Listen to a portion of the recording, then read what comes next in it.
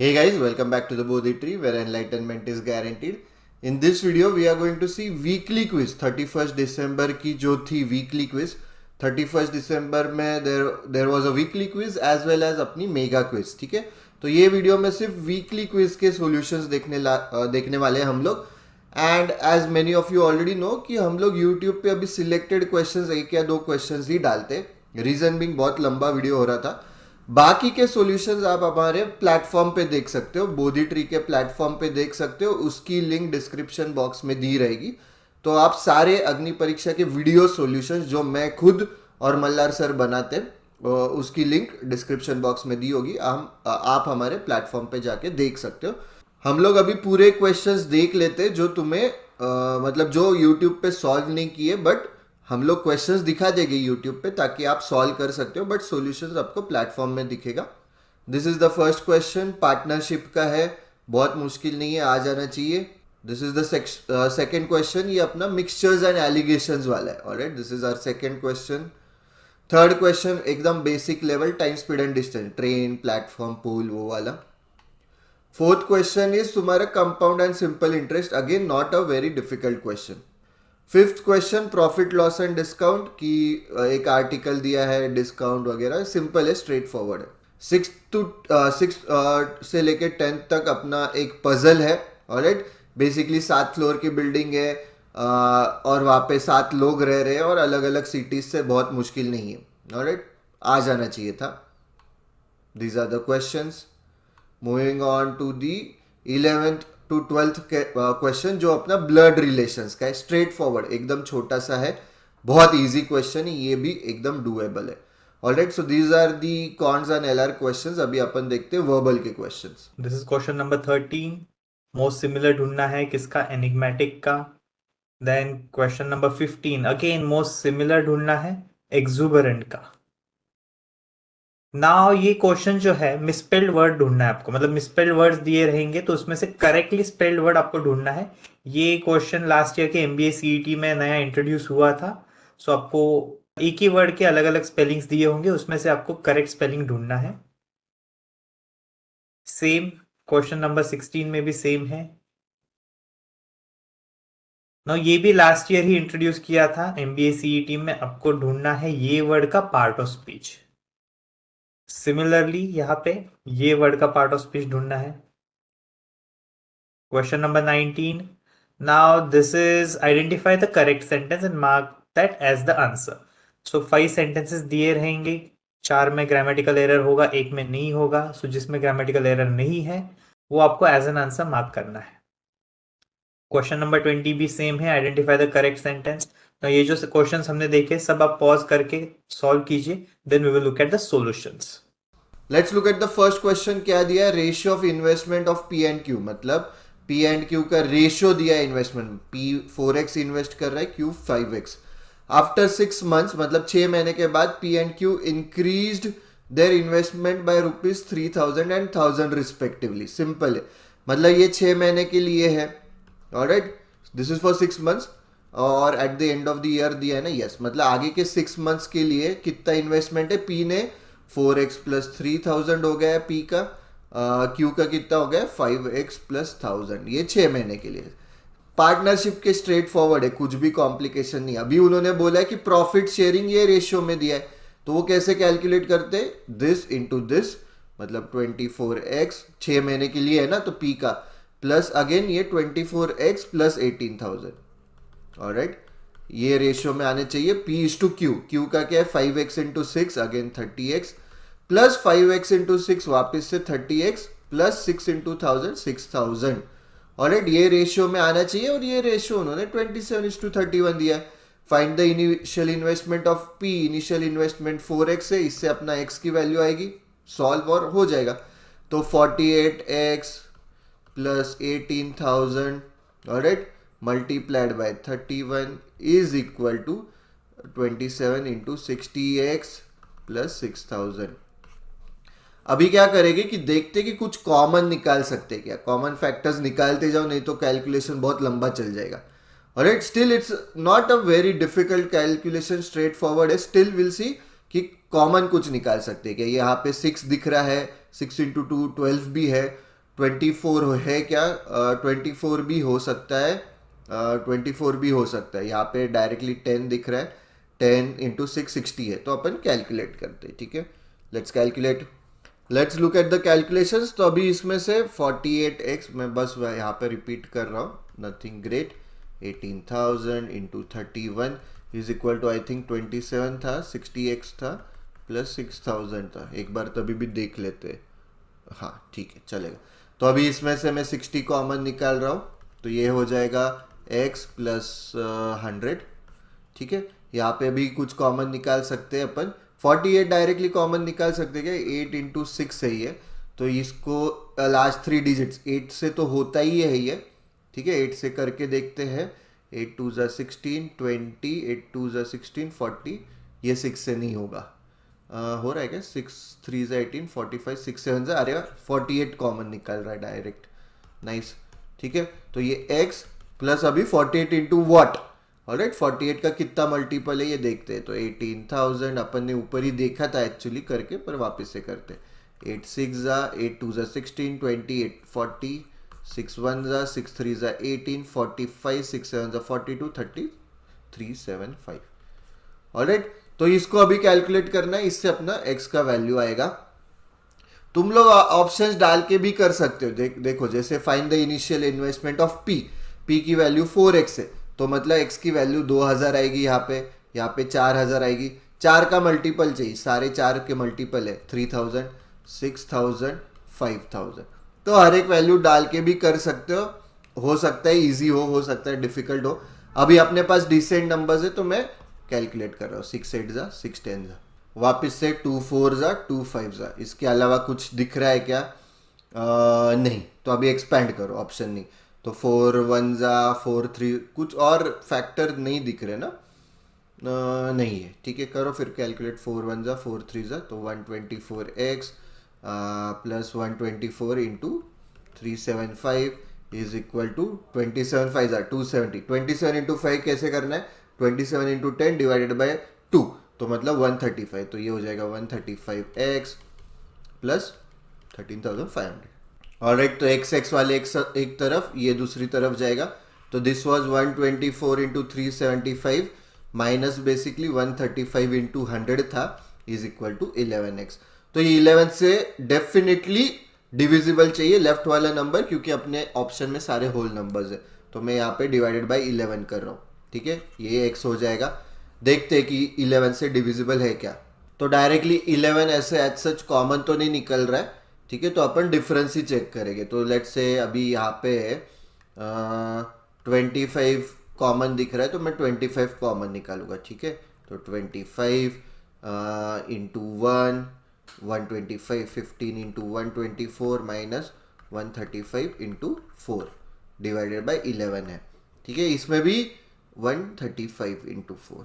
ठीक है, इसमें भी 4 भी कॉमन निकल रहा है, तो डायरेक्टली 100 भी कॉमन निकल सकते हैं, 5 भी निकल रहा है कॉमन, काफ़ी कॉमन टर्म्स है। तो मैं क्या करूँगा, यहाँ पे नहीं दिखेगा शायद तुम्हें, तो 25 इंटू 4, ठीक है 4 कॉमन निकल रहा है, इंटू 5, तो ये हो जाएगा 3 इंटू 4 3 ज़ा 12, 1 ज़ा माइनस 4, तो डायरेक्टली कॉमन निकल रहा है 5 इंटू 2 10 35 5 7 ज़ा डिवाइडेड बाई 11। तो 3 into 31 is 93, 93 minus 27 is 64, right. 93 minus 27 is 64, 3 1 ज़ा 3 3 ज़ा 9, 93 माइनस 27, सॉरी 93 माइनस 27 इज 66। तो आ गया अपना 11 का मल्टीपल आ गया गाइस।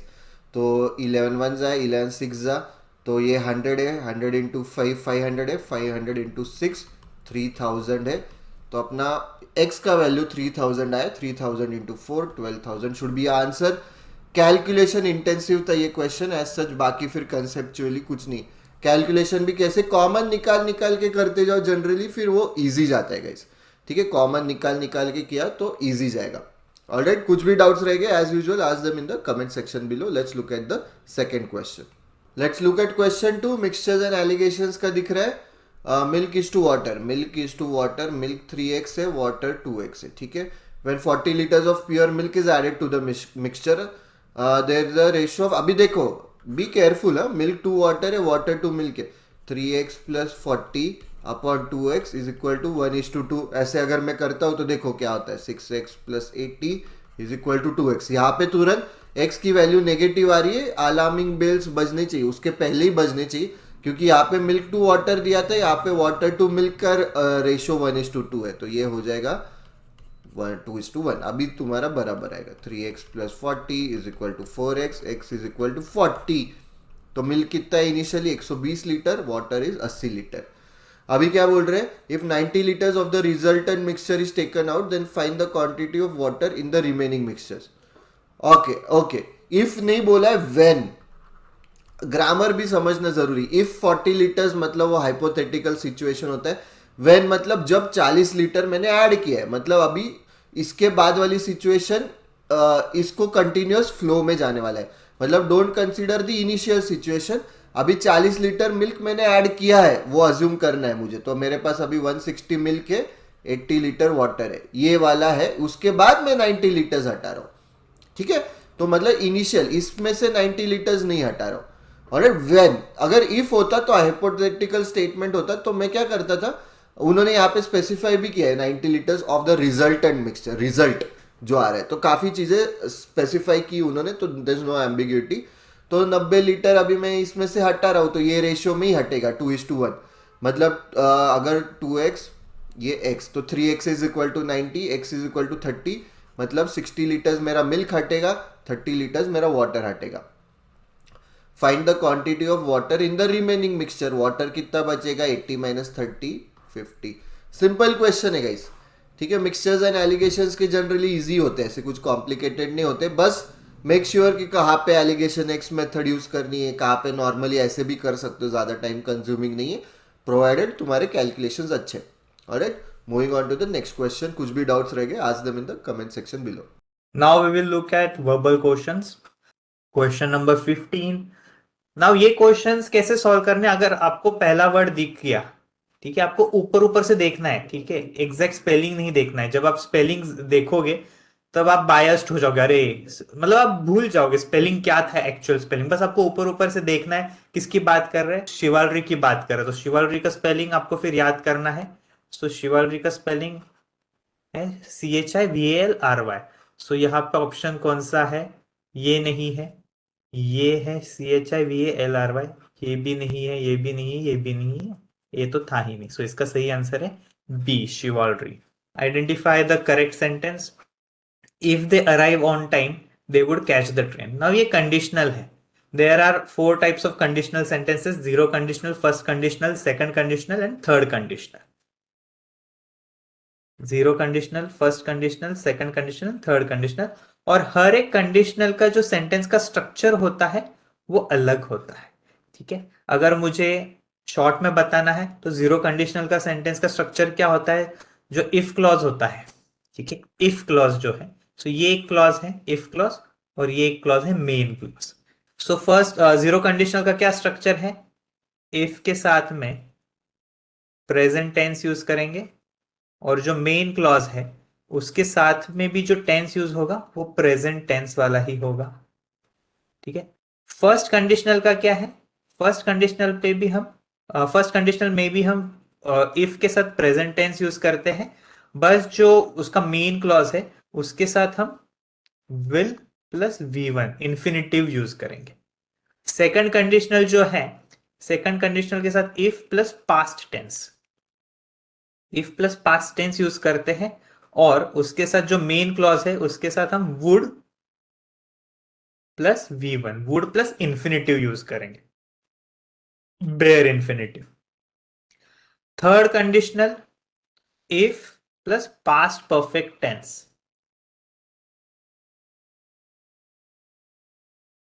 देन जो मेन क्लॉज है उसमें would plus have plus V3 use करेंगे, ठीक है। वुड हैव V3, हैव के बाद हम V3 फॉर्म ही यूज करते हैं।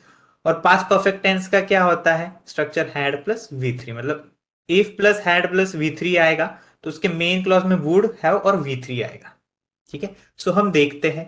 Now if they arrive on time, now ये है आपका फर्स्ट जीरो कंडीशनल का या फर्स्ट कंडीशनल का स्ट्रक्चर हो सकता है, देखो मैंने जीरो कंडीशनल का फर्स्ट कंडीशनल का सेम होता है इफ क्लॉज का structure, then they would catch नहीं आएगा, they would catch the train ये कहां से लिया है, सेकंड कंडीशनल में से लिए। सो हमें इंश्योर करना है कि ये कंडीशनल इंटैक्ट हो, ये कंडीशनल इंटैक्ट हो। ऐसा नहीं होना चाहिए कि इफ क्लॉज जो है वो जीरो कंडीशनल से लिया है और जो मेन क्लॉज है वो थर्ड कंडीशनल से लिया, वैसे नहीं चाहिए, ठीक है। सो दैट्स वाई ये गलत है। अगर इसे मुझे सही करना होता, if they arrive on time, they would की जगह यहां पे they will catch the train आएगा, ठीक है। If they arrived on time, if they arrived on time, past tense use किया है, पास्ट टेंस कहां पे यूज किया है, यहां पे सेकंड कंडीशन पे। सो उसका मेन क्लॉज क्या आना चाहिए, वुड प्लस V1, पर यहां पे क्या है, विल प्लस V1। अगर यहां पे वुड होता सो ये सेंटेंस सही होता, ठीक है। सो ए और बी दोनों गलत है। If they arrived on time, now again second conditional, they would have नहीं आएगा, they would have caught the train नहीं। अगर यहां पे दे वुड कैच आता, ठीक है, वुड के बाद हम बेयर इंफिनिट यूज करें तो ये सही होता, पर एज ऑफ नाउ ये गलत है। If they had arrived on time, had arrived, had plus V3 use किया है थर्ड कंडीशनल का, ठीक है। They would third conditional use करेंगे तो उसके बाद में क्या आना चाहिए, वुड हैव प्लस V3 आना चाहिए।